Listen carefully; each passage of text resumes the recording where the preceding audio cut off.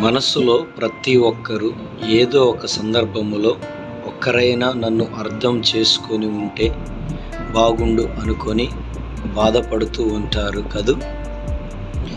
నీ బాధను వినడానికి, నిన్ను అర్థం చేసుకొని నీ పక్షంగా ఉండటానికి దేవుడు నీతోనే ఉంటారు అని తెలుసుకో. వావ్, ఎంత అద్భుతము! శాశ్వతమైన ప్రేమతో నిన్ను ప్రేమిస్తున్నాను, నా అరచేతిలో నిన్ను చెక్కుకున్నాను అని స్వయంగా దేవుడే చెబుతున్నాడు. ఇంకా అద్భుతమైన విషయం, చంకబెట్టుకొని ముద్దాడుతాను. నీ జోలికి ఎవరైనా వస్తే వాళ్ళు నా కనుగుడ్డును ముట్టినట్టే అని దేవుడే స్వయంగా చెప్తున్నాడు. వావ్, ఎంత అద్భుతమైనటువంటి విషయం!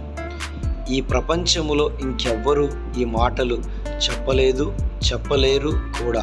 కనుక ఆలోచించు.